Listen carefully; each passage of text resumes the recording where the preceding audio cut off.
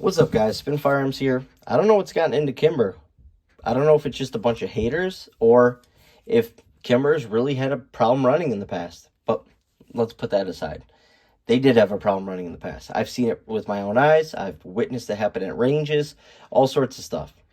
But something's changed over there, and it's made me extremely excited to own these and continue to see where Kimber goes with them, because they have the opportunity to make a handgun that looks so flawless. But the major thing is, it runs. A firearm that looks so perfect. I mean, I clean this thing up and look at it, but yet it's still reliable and you can trust your life with it. That's the best of both worlds. Yes, we all know the way a firearm looks doesn't matter. Let me pull out my pocket pistol. Just got done from work. I mean, look at what I'm carrying. It looks terrible. Sawdust.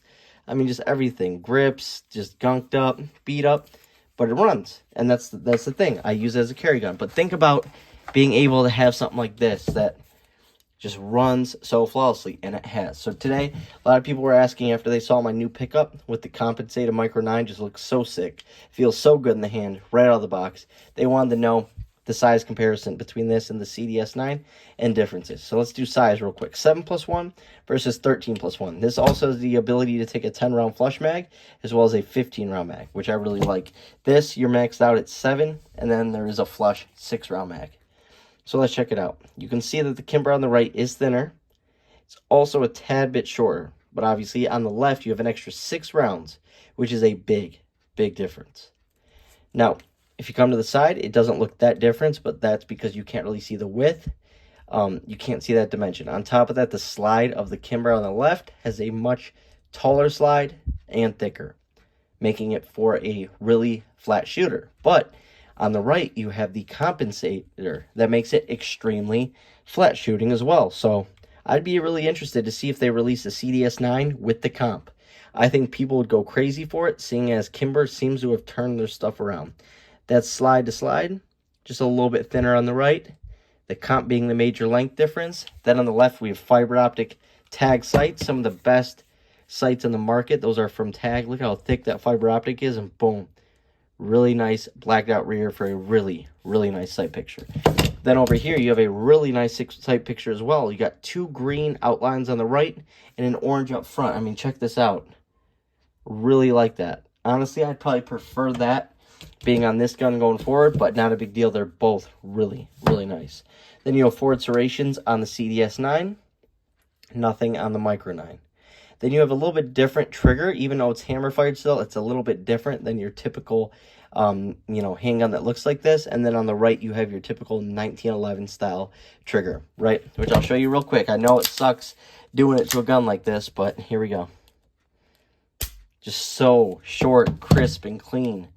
A little bit easier for people who carry Glocks and stuff like that to get used to that trigger. Whereas 1911 right here, boom, so clean and smooth. They're about the same exact weight. At least that's what it feels like. Grips, they use this checkered pattern that looks absolutely amazing with the rest of the firearm, whereas this uses the rubber grips that feel really, really good in the hand and also help mitigate some of the recoil. So in terms of recoil, honestly, I think this is the flatter shooter, even though it's smaller, because it's like a hoe grip. It absorbs a lot of that recoil in your hand, your felt recoil, and then up front, muzzle flip and, typical recoil is going to be managed really well by that massive comp. I mean, that thing is huge. That's just a ridiculous comp. And it comes with it from the factory, right? Really nice finishes on both. You cannot complain. They are top-notch finishes. Then the frames look like they're very similar materials. I'm not 100% sure what they are. I'm not sure if they're aluminum, but feel really, really good. A little bit bigger trigger guard over here on the CDS9. And yeah, both are extremely ergonomic. This fits the hand like a glove because of those rubber grips. It really does feel really good.